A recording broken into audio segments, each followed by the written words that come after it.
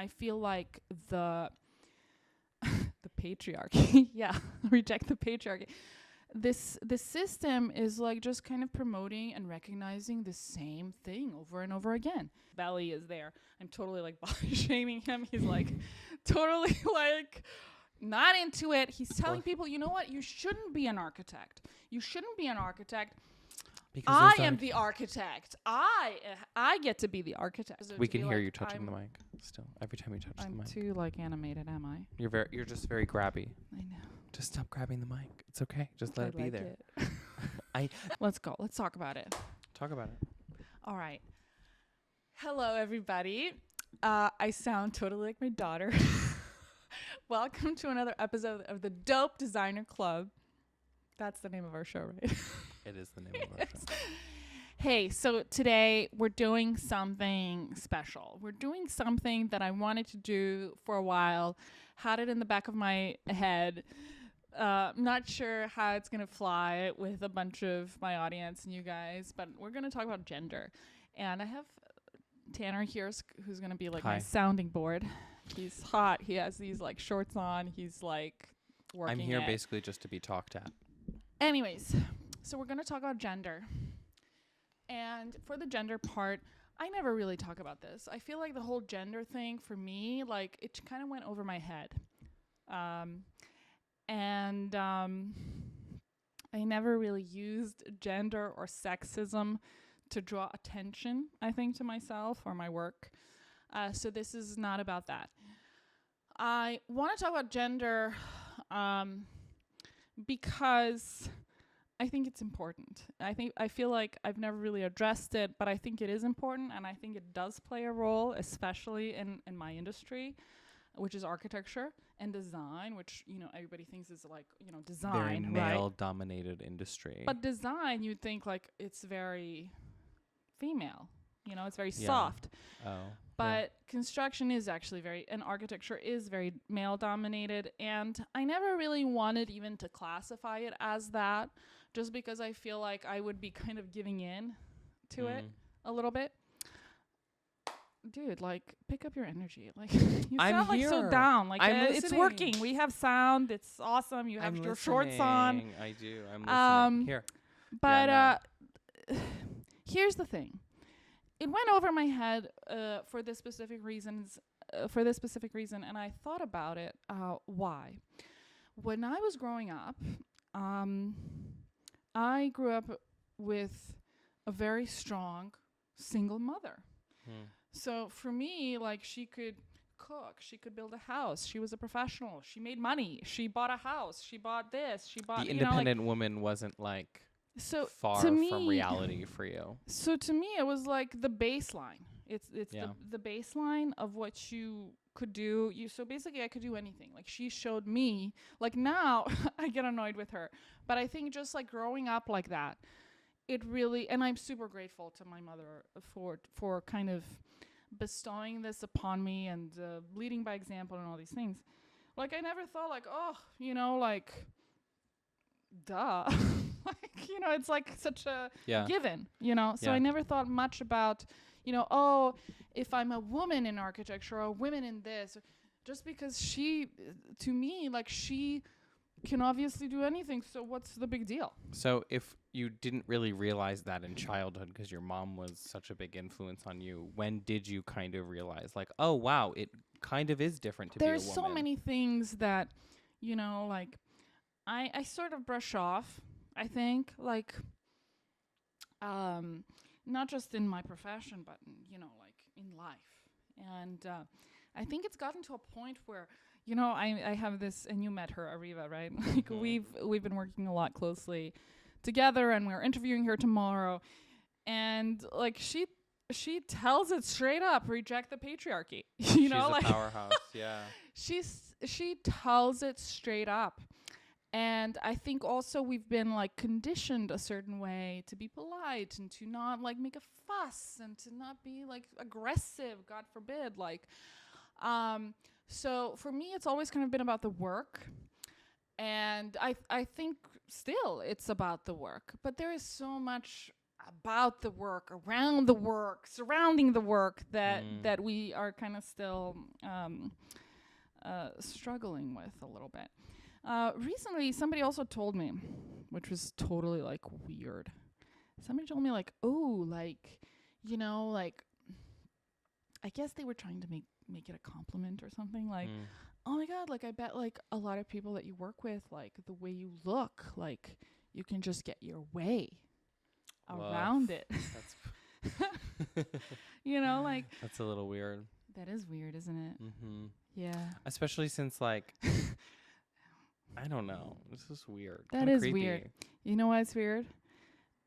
Because I'm blonde, you know, and I maybe don't look as old as I am. Like, you know, you know. I mean, I like the way I look. There's nothing like, you know, nothing I'm like not No. ignoring here. But I am But curious. isn't it weird, like how they said, like, oh, you must get your way around, like maybe like, you know, Get your way a lot. yeah, yeah.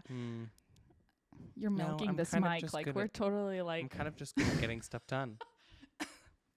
It's not about like what I look like. It's about what I bring to the table. Exactly. You know, like yeah. there's something in here. No, but that's what I'm curious about. So your mom was always like, it's about what you bring to the table. It's about what you can do. You can do anything. You can do anything. And honestly, like my mother also she's not just a doer. She's like one of the probably brightest intellectuals I've ever met in my life. Like this woman Really? like read all the classics. She has like photographic memory where she can like recite entire poems, like epic poems. Wow. like and I don't know, like she definitely has something to say. Like also when I was growing up, like I grew up in Belgrade, but like my mom was you know, socializing with the other parents, like, and she was being a getting woman into kind of different growing up in Serbia versus like I America. think honestly, like Europe and Serbia is maybe more progressive in this sense, which I also want to bring up. Like I thought, you know, America, it's so like progressive and you have all these opportunities here, but I think this whole gender thing, it might not be as progressive. Like a lot of my friends are stay-at-home moms. Nothing wrong with that, you know, like, Yeah. but to me, that was never an option, nor did I ever think that I wanted to do that, you know. But back to my mom.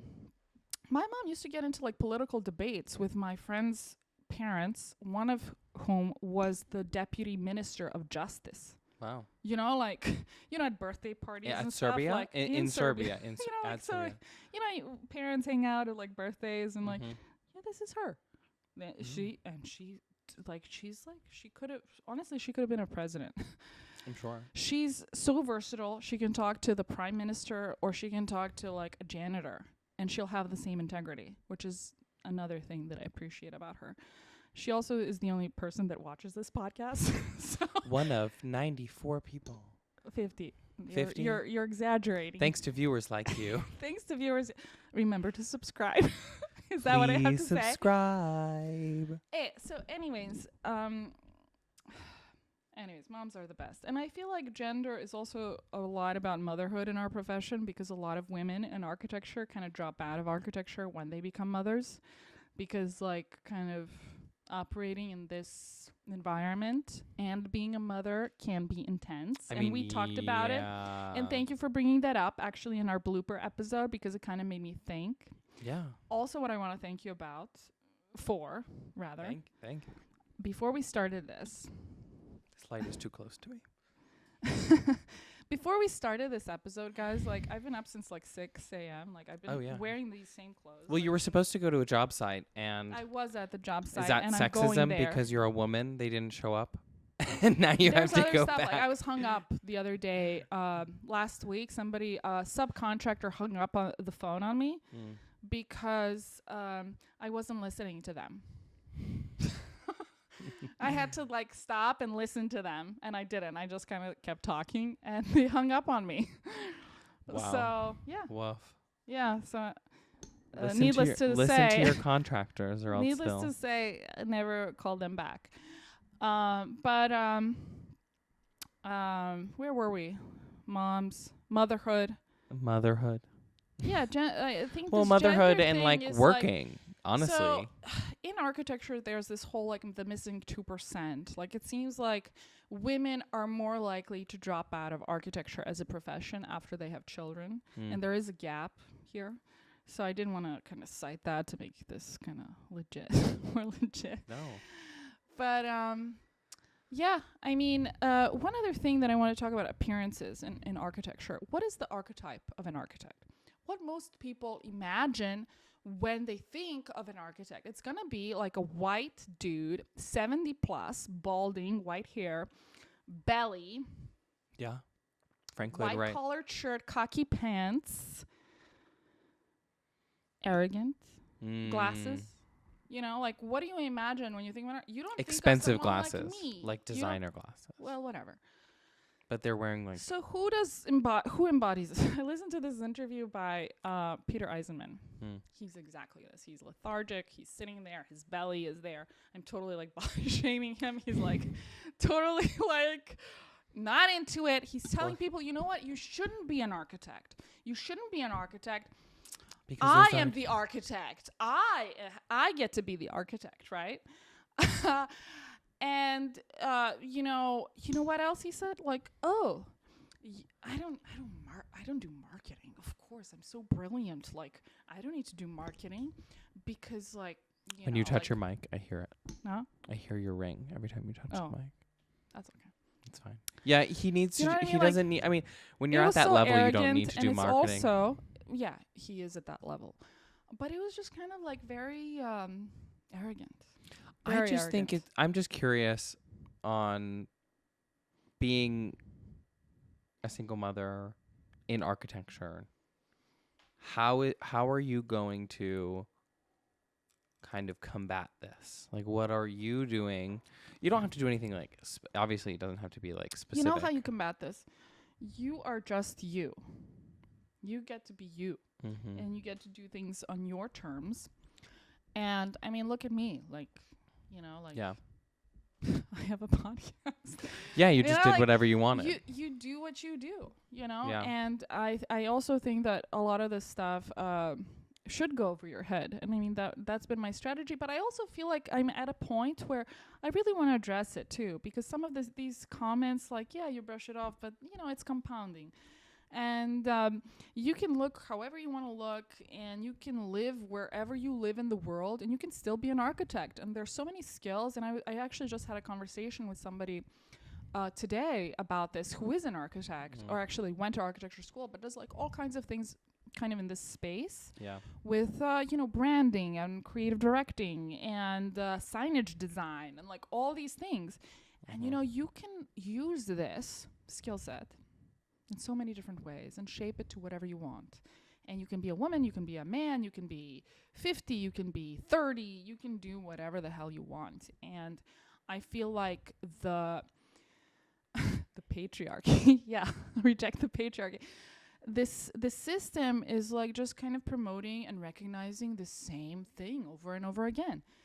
And I don't know. I feel like there's just so many anecdotes too. Like, again, back to Arriva, like we're putting together this the center, and we're finishing touches. Yeah. And this woman, and I think this is a woman, like only a woman can get this. Nothing against guys. Like, I think some guys will get it too. I'll probably get it. You'll probably get it, of course. But she goes, I mean, she's like a freaking like CNN legal analyst. She's a social justice attorney. She started the center, and we're opening it, and it's a center for special needs kids and families. She goes to freaking Target and buys little dolls and like the bedding and like all these things that we need for the center. Oh, she's a very special human being. And that's something that, like that level of commitment, that level of understanding and emotion, like only I think a woman can bring to this. And I think that that's a strength that women bring to architecture and design, connecting, but there's also a certain level of compassion. Like men wouldn't pick up like she doesn't need to do this. Little toys for she doesn't need to do this. Yeah. But guess what? Architecture is not just about like putting up a building. There's so much more around it's about that. What you fill the building it with. doesn't need to be a building. It can be a space. It can be an interaction. It can be a relationship. So That's another thing.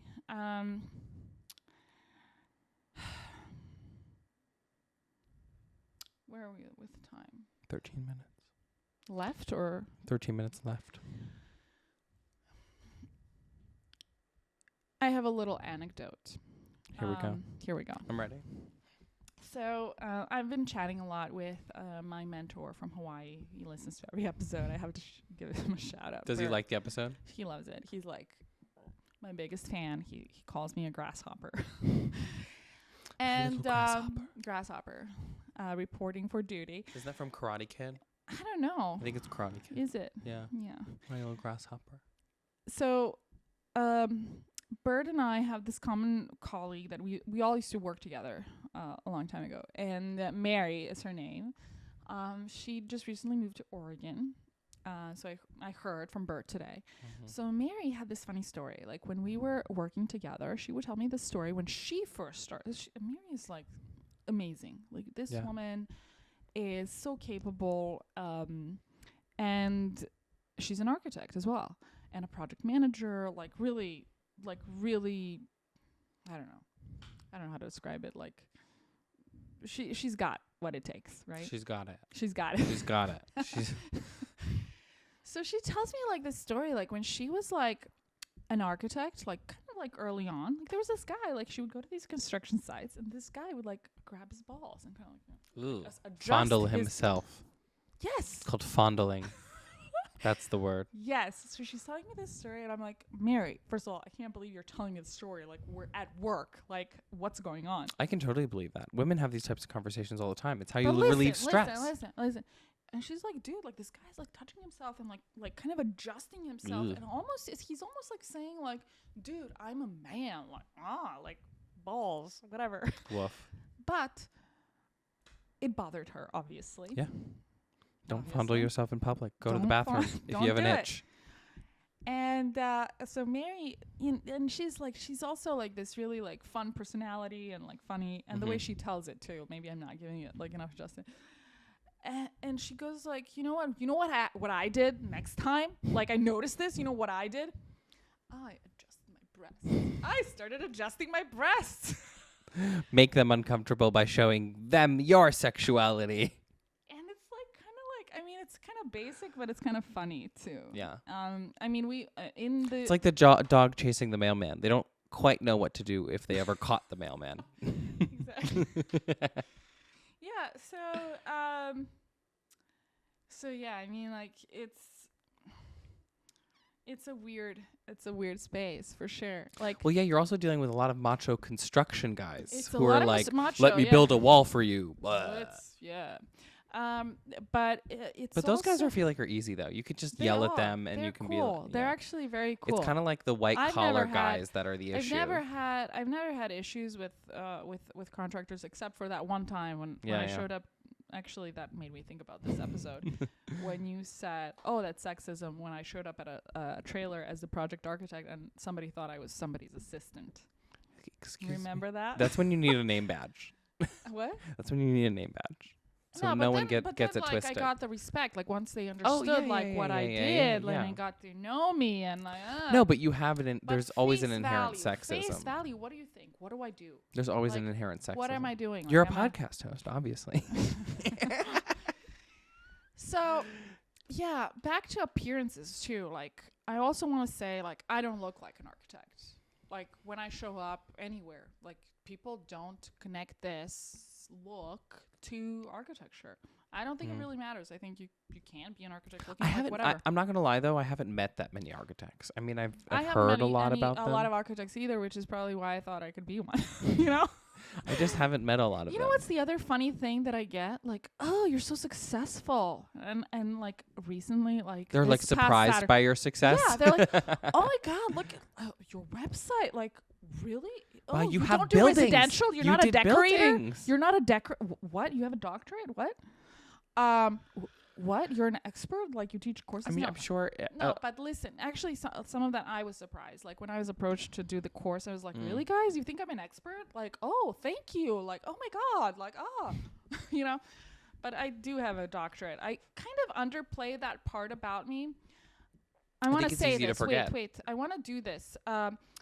Somebody told me, "Oh my God, you're so successful," and I was like, "Well, you know what? If I was a man, I'd be way more successful." I said that, and then I re-examined what I said. I am very happy with where I am because I think my story, like, I don't want this episode. We to can be hear like you touching the mic still. Every time you touch the I'm mic, too like animated, am I? you're just very grabby. I know. Just stop grabbing the mic. It's okay. Just let I it be like there. it. That's why You know, I like said that we should Madonna take thing? it. That's why I said we should take it off the You thing. know, like and that you can just- Madonna thing. I like. Then a just hard hold thing it. between- Oh God. Just hold it. See, we should undo it, and you can just like hold it, and then No, you I have don't something want to that. I fidget don't with. want that. Let's make it. Let's get you I'll a hold fidget. it this Let's way. get you a fidget spinner. I'll just hold it this way. Just like a little teacup. So I don't want this to be like, oh, like this system has served me wrong, like because of all this male dominance in my field. I feel like really happy with what I've achieved, with the resources that I had, the types of projects I work on, and the types of clients I have. I'm like super grateful. Like I am like sometimes I have to pinch myself. Sometimes I get like really kind of like but then I really pinch myself as to kind of the level of projects I get to do as like a very small firm.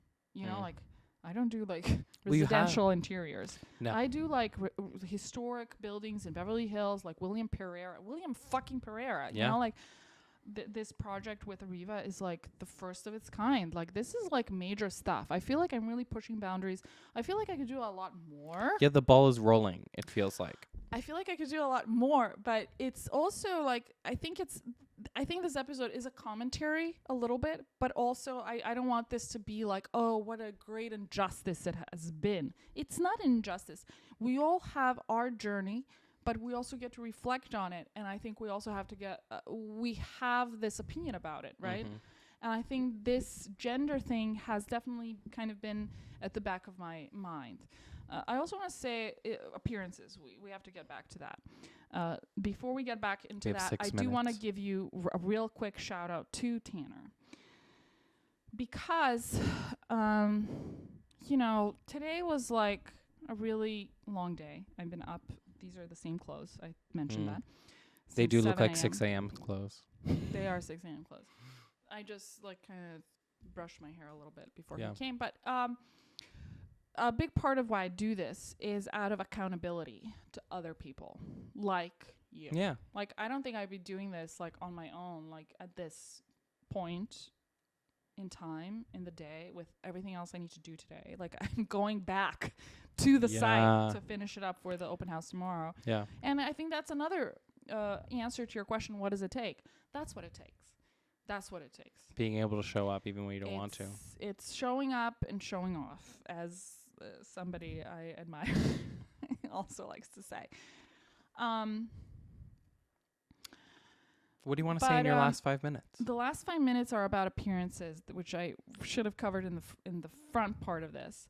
Appearances Keeping up with are never deceiving, and I think I had an issue with that. Also, They're never deceiving? No, they're never deceiving. They're always people are always kind of what they look like.